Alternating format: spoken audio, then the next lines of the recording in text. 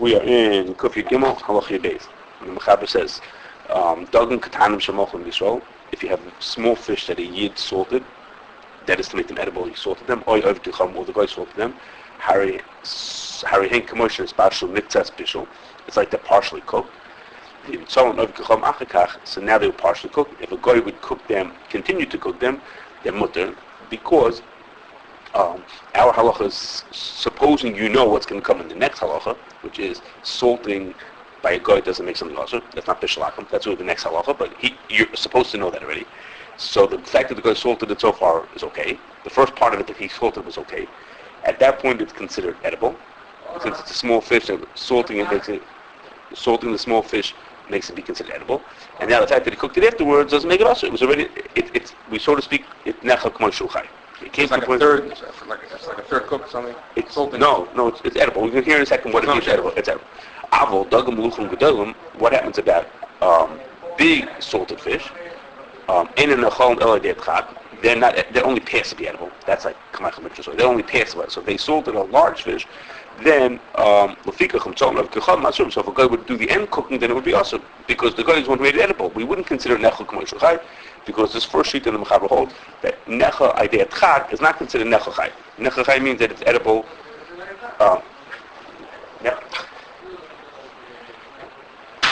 Nechel chay means that it's edible to regular people. Nechel idei chag is not considered edible, and therefore, if the guy cooked it, it would be bishalakim. V'yesha speaking where he salted it also originally? Yes. What happens to the Yid? Same thing. It wouldn't make a difference. If whoever had done nothing, that doesn't count, right? Correct. Okay, V'yesh matirin, some hold that nechel idei chag is considered also nechel chay, and therefore, even the big fish, the guy salted it, made it edible. That didn't make it usher, but it made it edible. So now the cooking didn't do anything; it was already edible. But nobody holds that salting means that period this thing is nechel chay. Say that again? Nobody holds that the fact that you can salt it and eat it makes it period nechel chay. No, that's correct. We'll see that in a second. That's correct. Yes, the fact that it could have been theoretically salted wouldn't make it. That's good. The Ramah says v'chein kol davar shenechel chay dei chag ubishal v'kachavim dina k'dam gedol. Anything that's nechel chay dei chag, meaning the example in the Shulchan Aruch is a case where you did something to make it nechel chay. So Ramah says, of course, the same thing would be true if it was nechel chay naturally. It was nechel chay. Okay, a food that didn't need any preparation to get nechel chay, that's also mutter. That's also has the same din. So if it's only nechel chay dei chag, then it has the din of dagim gedol, which is the first sheet that held that was also, and the second sheet that held that was mutter.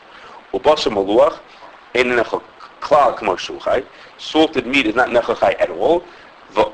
Also in this basha they become, so if a guy cooked it, it would be awesome. Okay. Nowadays, is there certain meats, I don't know, or not, that they just keep it in a brine with salt for a long time, and then they eat that afterwards? Is there, like beef jerky? That's dried. Beef That's jerky, dried. Those are dried. That's been dried is considered baking because it's not at a high. I don't know. You see, maybe we'll see that in the next halacha. Right, If we okay. figure that out. We'll talk. That has to do with that din of dried out. The next halacha is going to be about things that are what's not considered cooking. Other ways to make food edible that's not considered cooking. Right. Correct. Like that kind of. Okay. So now the Gemara says, just to start this, the Gemara says that there are small fish. Small fish are not olah shulchan machal. Small fish are not olah shulchan machal. And our din that we just saw, in other words, but if not for that, they would be considered. They would be bishalakim. Ours, we're saying that fish would be usher if not for the fact that the guy had salted it and made it edible. It would have been usher. Okay, so the person can ask, well, what's going on? Make up your mind.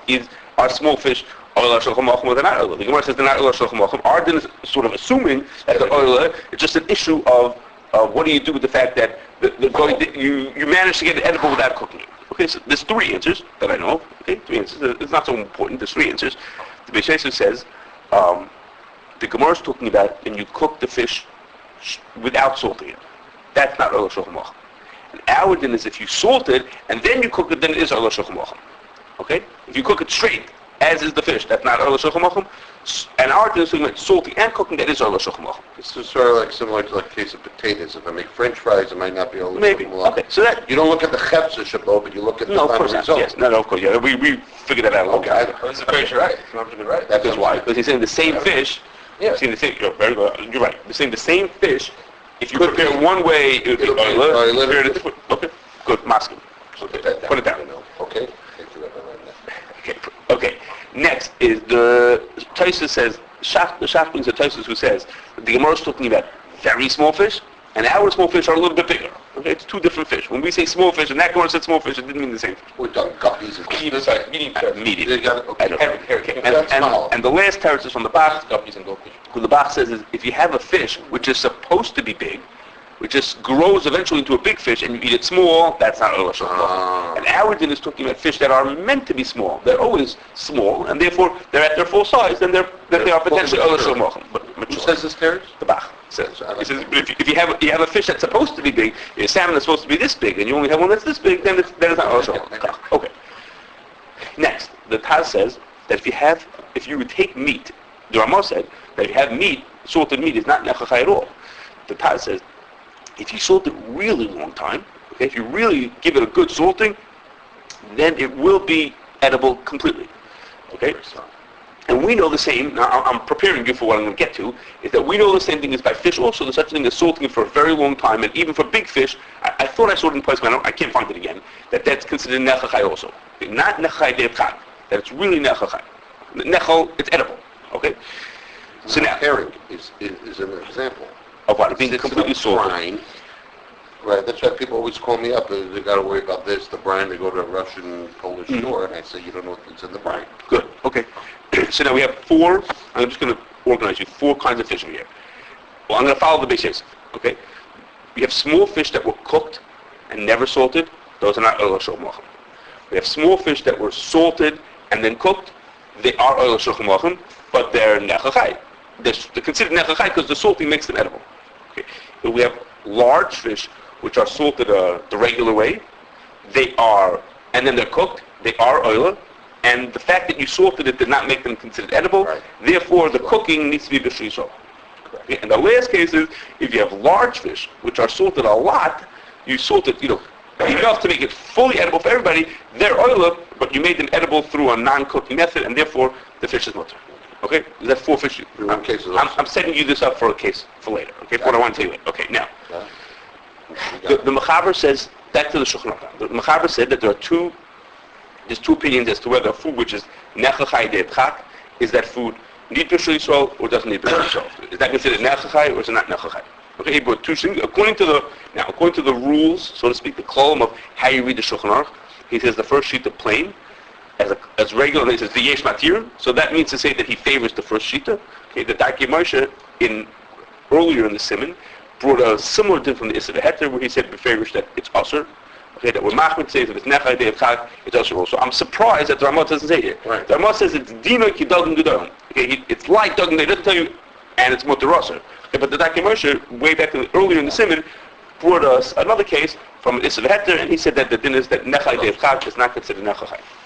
Okay, and that's what most people assume, that these things are also, in order to be nechachai, it has to be edible by regular people. Well, let me ask you, the whole thing we had it before, but Michael ben Drusai. What is Michael ben Drusai? Al Yachak? Yes. Okay, so that would be then the same halacha by basar. Yeah, if the person, but what we're saying here, we're talking about the kasha you're into. What's the kasha? But over there we pass him something like Michael ben Drusai. We say it's okay. There's no bishul. If the yid cooked it that much, because we say the yid did the cooking now. Right. That's not saying it's mutter because it's now nechachai. It's not saying it's... Well, now it's edible. It is edible. Yes. So just like if a yid cooks it up to Michael ben Drusai, he has it in a Bishul Yisroel. So if I got a round of Bishul, and I was able to salt it, now it's nechal, so then why should it be an Isra Bishul Akum? It's not Bishul Yisroel. You did it by salting. But I don't have... You made it through salting. It's by itself. Let's say I'm Michael ben Drusai, and then the guy finishes it. It's awesome. And it goes, yeah, it's usher, of course. So that's It's what usher? Yes, because it became, if it is cooked by a guy, it's usher. Unless it was edible before the guy cooked So it. if a yid cooks a Michael ben Drusai, Yes. and then a guy cooks it afterwards. It's mutter because then the yid cooked it. But it's not worse than Shachas Kis and Butz. It's not cooked by itself. It's Yeah. cooked by somebody. Yeah, Like the the son. son. Right, the son. Cook a third cooked. Yeah. And the guy finishes it. It's awesome. Because you don't have. A yid didn't cook it, and it wasn't edible. But it before wasn't cooking. in a getter of Bishul Akum anymore, because it's edible right now. No, because if I it's not edible now. It's only passably edible. It's only nechal de'chak. That's not considered. That's what the funny Lachot is. because Lamaisa, if it's passable edible, the yid cooked it, and we say a guy could cook it after Lamaisa. So if the Isser is Bishul of guy cooking food that I can't eat right now, Yeah. That's how Bishul. So if I could eat it, I'd eat chak. In this case, the guy didn't cook the food because you cooked at the beginning of the cooking. But You it's not- cook any what- food. You both what cook. is it? So if you both cook, Jew or God, it needs better? it needs Okay. it needs Bishul salt and it had Bishul salt. Okay. Now, even if the Jew would salt it, it wouldn't help either, right? If you would salt it at the beginning, no, that's not going to help them. That's not That's going to Bishul. Correct. Because it's not cooking. Correct. Then I agree with you. Okay. We're going to see in two halachas, okay, that most people hold that there's a machlokes about nechai de chak, whether nechai de chak is considered edible or not. We're going to see in two halachas, most people hold that there's a level of, I don't know how to explain this, but there's a level of nechai de chak that everyone agrees is not considered edible. Okay, now I don't know what I'm talking about. I don't know how to define it. Hopefully in 2 halachas we'll figure it out. What that means is that there's 2 levels of nechai de chak. There's one level that everyone agrees that's not considered edible, that's like lesser amount, and the one that's a little bit more nechai de chak, that's the one that's the machlokes. Okay, exactly how to be ma'adir. Hopefully, You don't want to use a lashon ma'akum ben Yisroel being... hopefully by the time we get to Yudal, I'll have to figure that out. Right. I don't understand. Okay, but we'll get there. Not everyone agrees to that. We'll see that in there also. Okay. But most Yeah. people hold with that. Okay. Now, last is that we're going to see. You're going to hear in a minute that there's a. Okay. We're going to hear that there's when we say that something has to be edible. Okay, it has to be considered edible. That doesn't mean that it has to be edible by itself. If a food is edible with other foods, if you eat it with bread, that's considered edible also. Okay? If what we say is that a food is edible, doesn't mean that you have to be able to take a bite like an apple. An apple, you can just bite into the apple. If you could eat it with other foods, that's also considered edible. Even if you couldn't eat it, if it's too strong to eat as it is, but you can eat it with other foods, that's also considered edible. You have I got you. No. Got that? Okay. This is like garlic. Yes, okay, garlic is a good example. I mean, if people do eat it, they're not normal. Anybody takes a piece of crushed garlic and eat it. Okay, so we're going to see that. Okay, we're going to see that. That's going to be negated. That's going to be very negated to us. That if it's edible, if there are ways to eat it with other foods, that's considered edible, even though you can't eat it, you can't take a bite out of the food straight. Okay. Will you give us a case? I'm going to give you a very case. That's what we'll come right now to a case of You give me this. everything that we said until now. We're heading to a very specific case. We're directed to a certain case. Got it. Before I get to, I'm telling you just a side point, just for curiosity. This is not Miguel does, which is the Gra says. Our din said that raw meat or partially salted meat is not edible. It's nechai de chak. In a few halachas, we're going to see that eggs are also considered raw eggs are nechai de chak. He says you should just know in Hilchos Shabbos we say that eggs and meat are not muktzah. I don't know if it's not true nowadays, but it used to, that it's considered not muktzah because they're nechai de chak. So they're considered edible. They're considered edible, and therefore they're not muktzah. People eat raw ground beef. Okay, so. That's what I mean. They eat raw ground beef. So that's what that is talking about. Most people don't consider it edible. Fancy food. Most people don't consider it edible. That's a new thing? Or No, I see it in restaurants and in... It's a new thing. No, it's been around. Anyhow, so the Gra says the rules are not the same.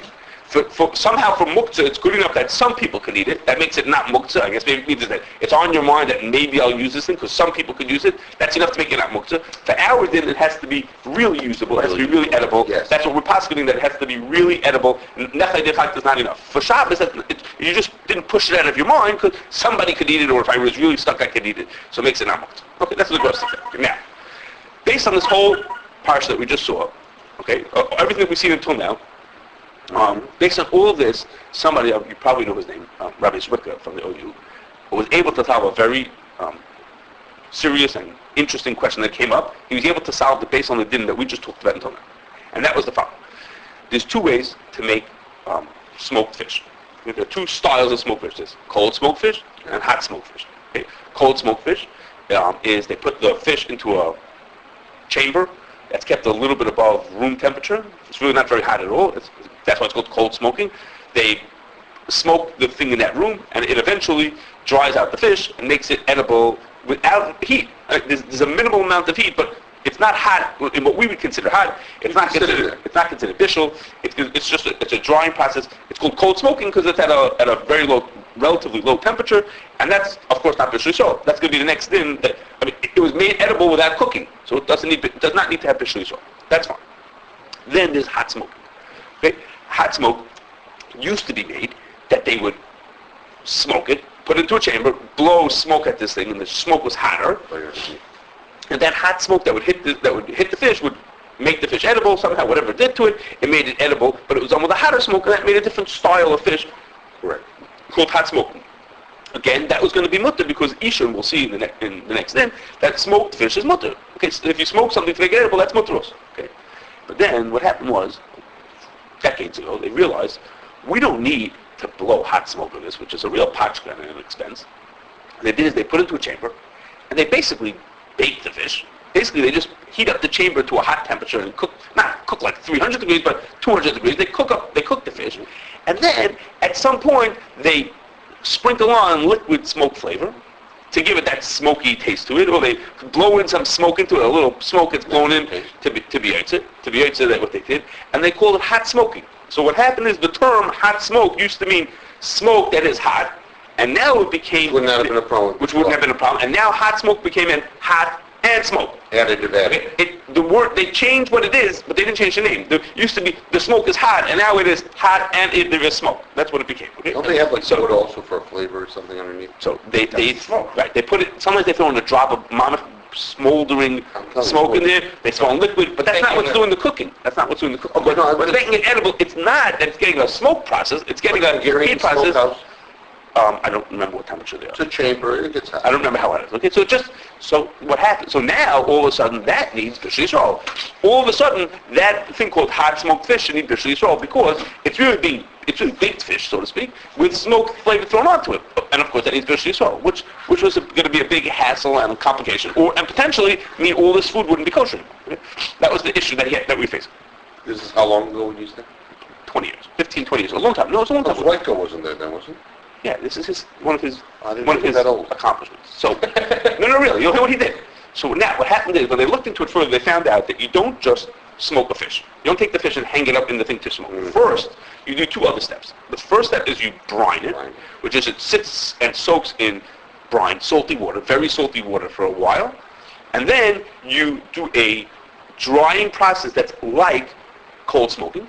You do a drying process around room temperature to dry it out, and then you do the hot smoke. Do they do any smoking with that when they're With drying? the drying? Yeah.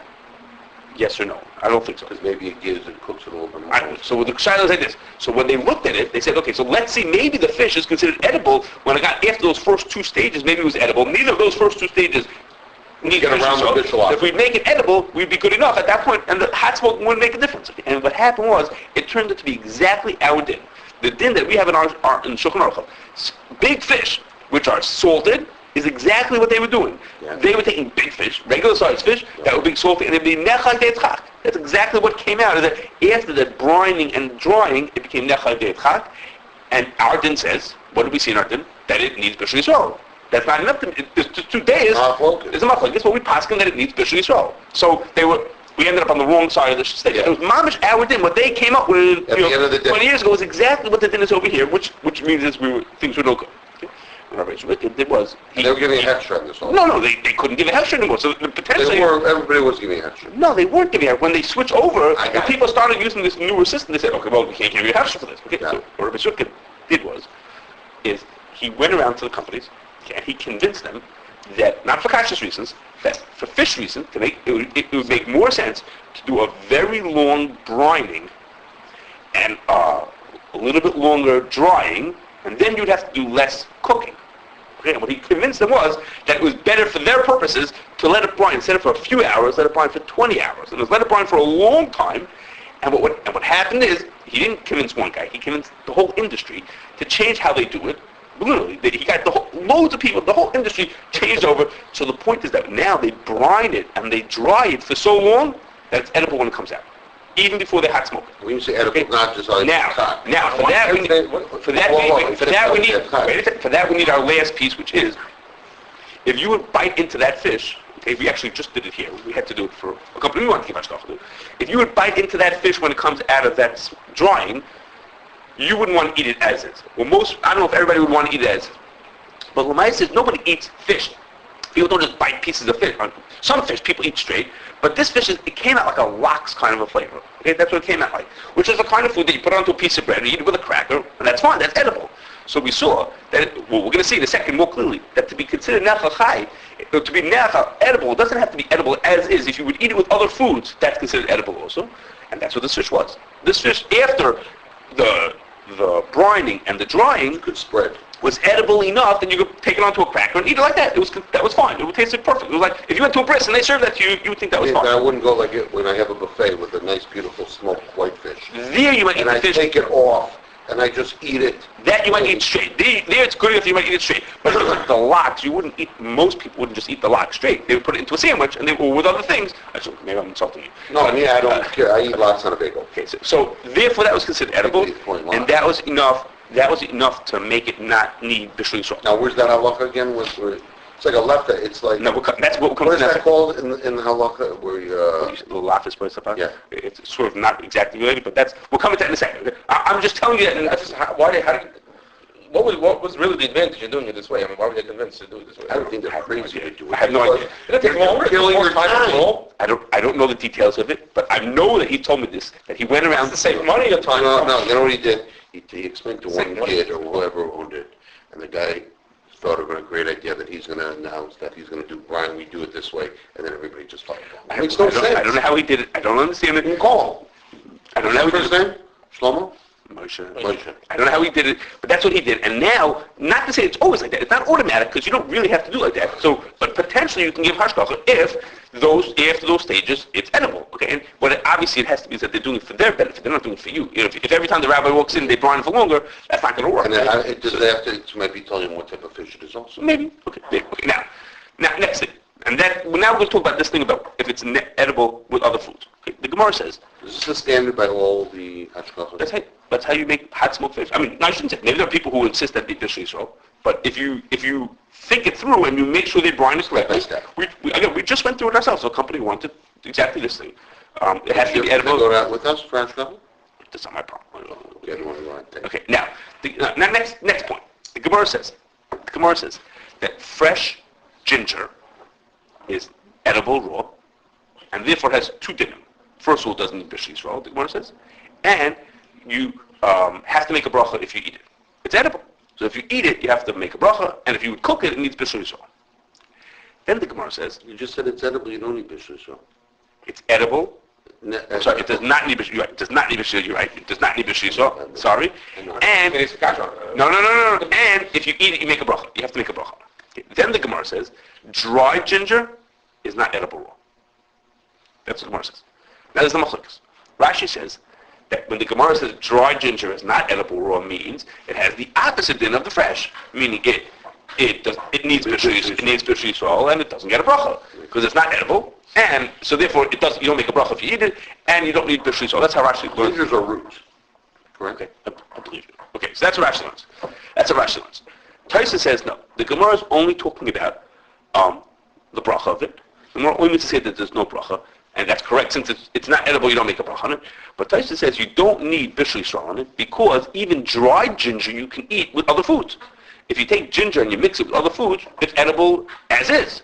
So if you eat it plain, you don't make a bracha on it because it's not edible. It's not edible as is. But if it doesn't need Bishul Yisroel because you can eat it, you can't eat it as is, but you can eat it with other foods, as a spice or whatever, however Taisa says you can use it, therefore Taisa says it does not need Bishul Yisroel. The Gemara doesn't say what it does. The Gemara says it's not edible raw. The Gemara doesn't say what that means. So Taisa says it means it's only in the bracha. We're in the Bishul Yisroel, you don't need Bishul I Yisroel. know gay Bishul Yisroel. Why doesn't this have a statement heter of nefesh shulchan? It starts off dry. So that's a side point. A side point is, we talked about this a few times ago, which is if you have a food that was once edible raw, in that case we said from the Kashrus, if you had beans are edible raw when they come out of the ground. Fresh beans are edible raw. Really? And then you Dry them out. dried beans are not edible anymore, so he said he had his own right. Dried beans are not considered nechal because as is they have to be cooked to be eaten. So here's another example of that. The fact that it started off as fresh ginger is edible. The Gemara says it's edible raw. What's the answer? The answer is you look at the food as is. A dried bean or dried ginger is not edible. The fact that it used to be edible doesn't make a difference. Otherwise you don't have to come out of another Shulchan Aruch. Right, the beans are just a side, but so but this is another riot. This is another riot to that thing that Shulchan said that the food that was once nechal became not nechal is considered not nechal. That's an example. You see that both of them are agreed to that. But that's okay. Now, this machlokes Rashi, Tosfos is a machlokes Achronim. Rashi argues on the text then? Rashi says it needs The Gemara is going on Bishul and on bracha. Yeah, the beginning of the Gemara is so the Rashi and the Gemara is the Bach says. the Bach learns like basically like Rashi that says that these foods are not considered nechachai, even though you can eat with other things mixed in. It's not nechachai. And the Magen Avraham says that they are considered nechachai because you can eat with other foods and it doesn't need Bishul Yisroel. The Mishnah passes like the Magen Avraham, which is lakula to say that the food which cannot be eaten by itself, but it could be eaten with other foods, if eaten raw with other foods, is considered nechachai. Where's the Magen Avraham here too? There's Magen Avraham only in Aruch. By brachas. Reish Gimel Halacha Dal. Magen Avraham is down. Okay. Now the Magen Avraham's rayas. How does the Magen Avraham? He brings? He has a raya that nechachai, that food that's edible with other foods is considered nechachai. And one of his rayas is the Gemara says that oil is considered edible raw. So Magen Avraham says nobody eats oil as is. You only eat oil with other foods. Salad. You put it into a salad. You eat with other foods. So how could the Gemara say that oil is... The Gemara is saying in Bishul Akum that oil is considered nechachai. It doesn't need Bishul Yisroel. Why doesn't it need Bishul Yisroel? Because you eat it by itself. No one eats oil. People don't drink a cup of oil. Elamai, it's considered nechachai because you can mix it with other foods and it becomes... And it could be used. That's considered nechachai. Okay, that's one of the Magen Avraham's raya. Another raya is from our... Why would it need Bishul Yisroel oil? What do you mean, why would it need Bishul? What is oil? It's a extraction from a bean or an extraction. Let's say take soybean and we get oil out of it. Cooking going on over there. Well, let's say you cook it up to make French fries. You cook the oil out to do something with it. I just think it's not really sure. I mean, nobody...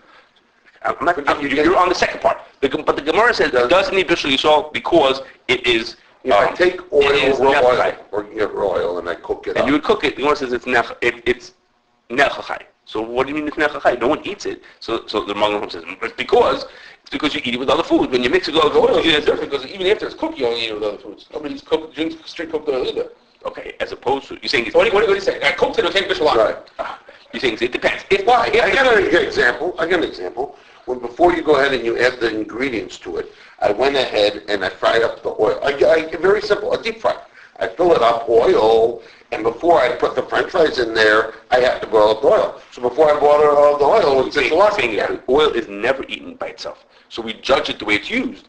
It's always used with other foods. No one eats oil even in the cooked state. No, therefore, so we treat it, how would you use it? The way you use it is with other foods. It's not any more natural. The raw part and the cooked way is used the same way. It wouldn't be a riot. So you think maybe it's not a riot? Because there's a special dish. That's a good point. Okay. Maybe, and that's not going to help. Will that help us for our other raya? Yeah, it'll help us for the other raya, but will be a good raya. Because the other raya is from our din. The din is, our din says that salted fish, small fish that are salted are not Bishul Akum, even if you cooked it, because you could eat it as is. The salted fish can be eaten as is. Yeah, well, we know that in Shulchan, in Aruch also, in Hilchos Brachos, we have it in that if a person eats fish, salted fish, together with a piece of bread, they don't make a bracha on the bread because the fish is ikar and whatever. But that shows you that the way you eat fish, that the way you're supposed to eat the herring, you don't eat herring straight, you eat it with a cracker. Okay, that's a common way to eat it, is to eat it like that. So our din is saying that small fish are considered nefachai, small salted fish are considered nefachai, even though the way you eat it chai is with other foods. Okay, now maybe that's not automatic. Maybe that's not true because you really could eat the herring as is. You really could eat it. Okay, but you eat it with onions. Okay. So now, according to what we're saying, we're passing on to Magen Avraham. So what happens if we have an onion? Okay, and you want to cook up an onion. There's an onion nefachai. It's not nefachai. Well, no one eats onions as is. But if you chop up an onion, put it into a salad, that's fine. You could eat it like that. So that would be considered nechachai because you could eat it with other foods. It's just too strong to eat it by itself, but you can mix it with other foods and it's fine. Okay? Now, I'm now going to just... So it means if you took a bite out of an onion, if you cooked it, let's say, I don't know what the din is. I think people eat cooked, if you saute onions, they will eat that plain. Right, so I think there are truths about that. What they did. I think people used to eat raw onions. I think it's good for the heart. I seem to remember, maybe make a mistake, there's a true Moshe about that. That people used to, and the din was one way, and now we don't. It's changed. I'm not sure. Okay. And now, I have a side point before I get to my main point, which is, Rebelsky was asked the following question. People eat, they slice tiny bits of raw potatoes into salads. And they even put fish. They'll throw in raw fish or Yankees raw meat into these kind of bigger dishes also. So why don't we say, just like we say chopped, diced onions. Onions are nefachai because you could chop them up and throw them into a I salad. told you sushi. So potatoes, sushi is an example. Sushi, they eat raw fish. So potatoes, Crazy. so raw potatoes are also nefachai because people put raw potatoes into salads. There's such a thing. People eat small, slice up some potatoes. Now Rabelski said, I'm not sure I understand this, but I had to explain it. He said is, when a person eats a raw potato in their salad, what they're not saying is that I like this taste. It's that I'm willing to have in the way he's saying. I like the excitement of the tang of there's something unusual in the middle of my salad. The fact this sort of not edible food in my salad, what I'm doing is I'm saying I'm willing to take something inedible because that's sort of an excitement to me to have that food. As opposed to the onion, you want onions, you just can't eat a whole onion, so you have a small onion. But the onion itself is right. So I'm not really sure what the difference is. The potato, you don't really like raw potatoes, but raw potatoes, that little bit of bad taste, somehow your good taste is okay. As opposed to the onion, it's a lot of good taste, and therefore it's okay. Okay, I don't exactly get it. What? What did Chef to say today? I I think even more plans to say, yeah, that should be different. One day, I don't know. Maybe it'll change one day, right? I'm not sure. But it's hard to say what's the difference. What's the difference? I never heard of that, no. Yes, I've seen it. Yeah, I would think maybe one answer is that it's not very common. Most people don't do It's not common enough. I've never in my life. No. I don't think I ever in my life. Never I had don't think raw potato, I think. Okay. I've been wrong plenty of times, so it's a huge difference. So you're saying maybe that's a different. Okay. It's not on TV yet, that's all. Got it. There. Okay. Maybe that's a different answer. I But hear he you. was trying to say an answer, and I can't say I fully get the difference between them. The raw onion also, you don't like onions, but onion and salad you like, and so you don't like potato. Okay. Now, so we have a question. We just said we have onions, and onions are considered nefachai because if you chop them up and use them in small pieces, you can eat them in your salad. That's considered nefachai. So now I have another question to you. If you have fish, okay, you have large fish. I told you that if you salt fish for a very long time, it becomes edible. So why don't we say that just like onions, if you prepare it without cooking, you can make it edible, and therefore it's considered nefachai. So fish also, if you prepare it in the right way, it will be considered edible without cooking. Just by salting, you can make it edible. So why don't you, just like in an onion, we say, well, no one likes it as is, but if they do something to it, they do some non-cooking thing to get it ready, and then they do something with it, they can eat it. So the fish also, if I do something to it, I'm going to get it ready and you'll be able to eat it. It's just, both of them don't need cooking to make them edible. You do something to it to make it edible. This one has to be chopped. This one has to be salted. So what's the difference? As long as you don't have to cook it. If you have to do something without cooking, then it doesn't. That's considered nefachai. What's the difference? I'm answering this question. The answer is really very clear. You say the question again? Okay, the question is like this. An onion is considered nefachai even though you can't bite into it. You can't take a bite out of the onion. But because there's a way to eat it without cooking it, which is to say you chop it up and you mix it with other foods. There's a way to eat it without cooking, therefore it's considered nefachai. So the fish is also like that. There's a way to eat it without cooking it, which is if you salt it for a very long time, it will become edible, and we saw it, it'll become edible, and then you'll be able to eat it without cooking it. So why are onions considered nefachai? Because you can eat them without cooking. Okay. So then fish should also be considered nefachai because you can eat them without cooking. There is a way to get them to The be edible. question is the beginning, right? Which is? You don't say that salting makes it considered nefachai. You don't say it. Right. You should say it. Right. So What's the difference between that and So the answer, Shulchan says it, Rafal says it in his tshuva. Once you hear the answer, it's very clear. The difference is like this. The difference is that we're going to say in the next din, that salting and smoking, all those things are not considered, don't make food bishul akum. That doesn't mean that they're not cooking. We know for everything, kavash kamavushal, malech karaseh, those things are considered, those are ways of making the food not raw. So if there's a way to eat this food while it's still raw, then it's nefachai.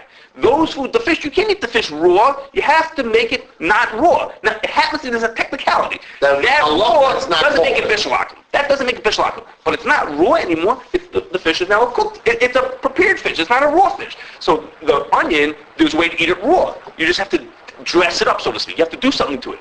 But the fish, you can only eat if it's not raw. Okay?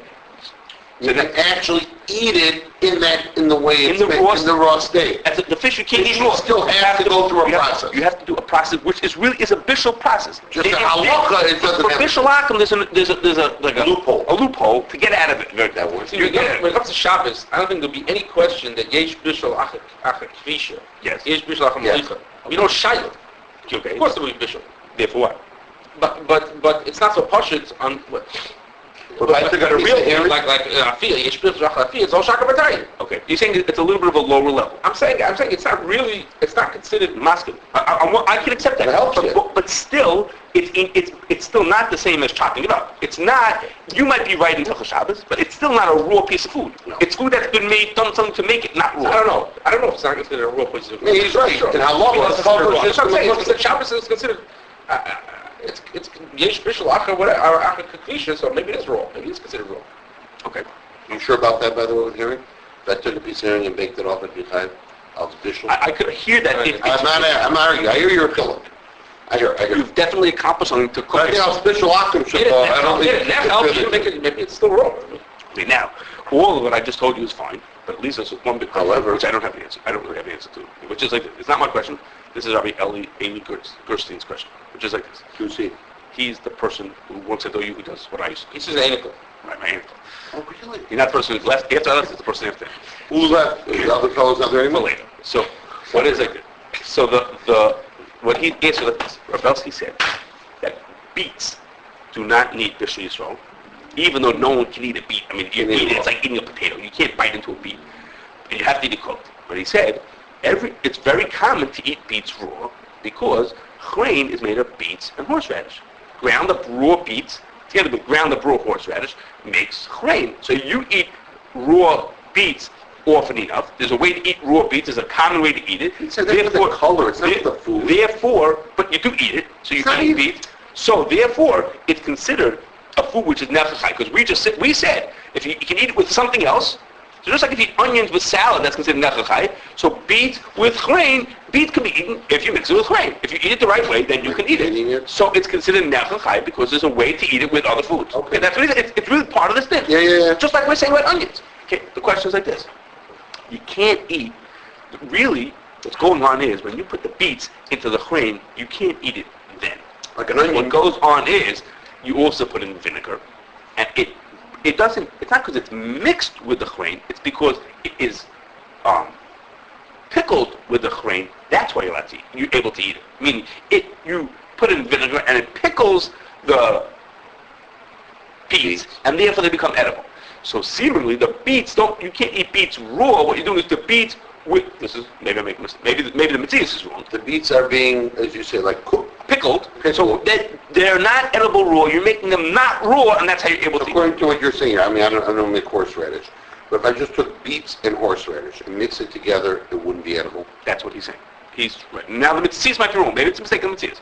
It's I know my mother used to make Grain for grain, had Pesach. She did it at Pesach. okay. And She what you didn't do? cook the beets? It was beets and horseradish. She cooked the And beets or vinegar not also? cook the beets? What? Did she cook the beets? I tell them I'd call her up and ask her. Okay. So that was the question. So it could be it's a mistake of Matthias. Maybe there was no vinegar, or it's cooked before. Maybe it's A lot of grains do have It's vinegar. not Negev Lamaisa, probably because Not beets are Earl probably not Earl Shulchan anyhow. But just the understanding of it is I you have hear a you. food I hear that you. in order to become edible, it needed to become not raw. I hear That's not nefachai. It's It only was the Kasher Rabelski. yeah. I don't know what his answer They is. asked him. Right. I think he did ask him, but I don't remember the answer was. Okay, so that's a Yasher